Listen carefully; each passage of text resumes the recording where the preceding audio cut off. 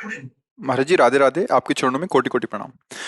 भगवान, मुझे भगवान में पूरा भरोसा है। मुझे कभी कभी परिस्थितियों से, लोगों से डर लगता है। लोगों की बोली हुई बातों को मैं अपने मन में से निकाल नहीं पाती। इस वजह से मन में विचारों की एक चैन सी बनी रहती है, जिसके कारण मन बहुत घबराता है और बहुत दुख पाता है। तो मैं इस अवस्था में हाँ, कैसे विजय इसमें प्राप्त क्या करूं? है कि विवेक की कमी है।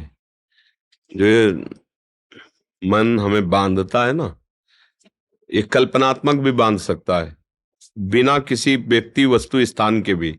ये बिना किसी के भी ये भय की रचना कर सकता है अंदर ही अंदर। ये बिना किसी बात के भी बात रचना कर सकता। अगर ऐसा हो गया तो फिर तो जीना मुश्किल हो जाएगा। फिर क्या वो मतलब आपको ऐसे विषाद में पैदा कर देगा, जहां कोई अवसर नहीं विषाद का, वहां भी विषाद करा देगा, क्योंकि विवेक नहीं है। अगर विवेक है तो फट से काट देगा। जहां वो चैन बनाना चाहेगा ना, फट से काट देगा। अगर ऐसा होगा तो भगवान है ना, वो रक्षा करेंगे। अगर ये नष्ट हो गया तो दूसरी व्यवस्था करेंगे। अनंत ब्रह्मांडों की रक्षा करते हैं हमारे सर्व समर्थ भगवान है, वो तुरंत काट लेगा। अब इतना आश्रय है नहीं, सत्संग का अभी रंग चढ़ा नहीं, तो विवेक रूपी कैंची सही है नहीं, तो काट नहीं पाती। अगर विवेक एक क्षण में कट जाएगा। कोई कोई घंटा में काट पाता है, कोई दिन में, कोई जीवन भर बनाए रखता है। ये वही आदमी है जिसने मुझे गाली दिया था, जीवन भर बनाए रखता है, और कोई एक सेकंड में काट दिया।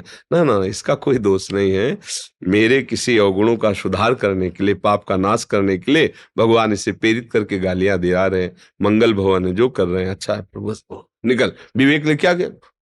और अगर विवेक नहीं, हमने तो कुछ बिगाड़ना नहीं था, इसने गाली दिया।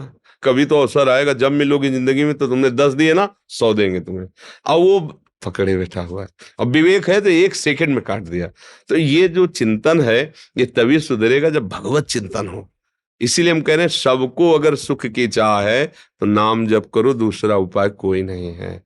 ये तुम्हारे किसी के आशीर्वाद से, फल फूल देने से, जंतुर मंतुर बांधने से कुछ नहीं। राधा राधा राधा राधा, अच्छे आचरण करो। कोई भी तुम्हारे साथ जो प्रतिकूल व्यवहार कर रहा है, तो भगवान देख रहा है। जहां तक हो तहां तक अपनी बुद्धि से उससे बचने का उपाय करो। नहीं है तो ऐसे हो जाओ, हे भगवान आप देख लो, हम तो असमर्थ हैं, तो बहुत समर्थ हैं, वो सब देख लेंगे। भय क्यों करना है? अगर हम भय करते रहेंगे तो इसका मतलब भगवान का आश्रय नहीं है। भगवान के आश्रित में निर्भयता बढ़ती है कि यार हम अकेले जा रहे हैं, अगर कोई मिला मारा तो वही भगवान है ना, हमारी रक्षा कर लेंगे। और निश्चित आपने विश्वास किया है, भगवान रक्षा कर लेंगे। अगर कोई भारी से भारी समस्या है, तो भगवान के लिए कोई समस्या है क्या? तो बस अगर भगवान का आपने आश्रय नहीं लिया, तो सब समस्या ही समस्या है। जिसको हम पति कहते हैं, प्राण प्रिय कहते हैं, वो ऐसी परिस्थितियों में उसकी बुद्धि हो जाती है कि अपने परिवार को जहर दे देता है।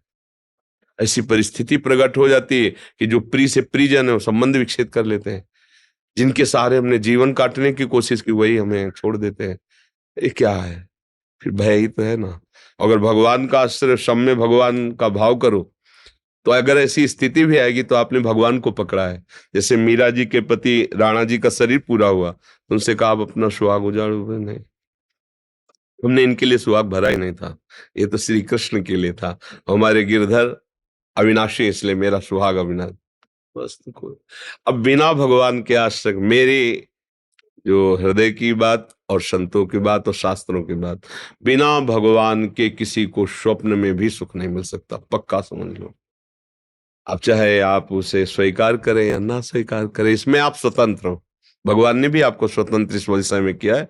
अगर आप स्वीकार करो तो ठीक है, ना स्वीकार करो तो दूसरा भी भाग है, वो तो स्वीकार करना ही होगा।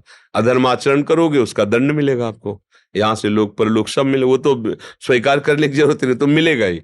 अगर इधर स्वीकार कर लिया तो वो नष्ट हो जाएगा और तुम्हें आनंद की प्राप्ति होगी। बस ये बात समझ